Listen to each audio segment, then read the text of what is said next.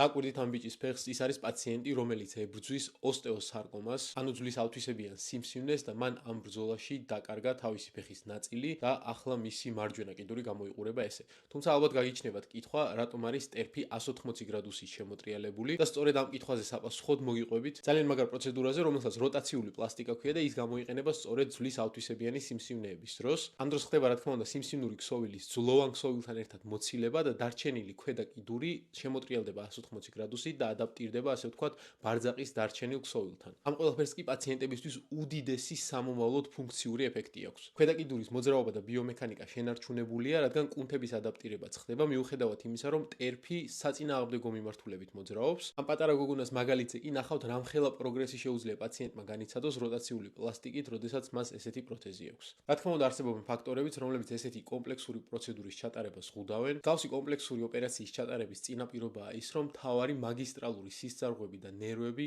იყოს სიმსივნური უჯრედებისგან და ქსოვილისგან თავისუფალი, რათა ექიმმა შეძლოს მიკროქირურგიული ტექნიკით უმთავრესი შეუნარჩუნოს პაციენტს, რაც არის ფუნქციურობა.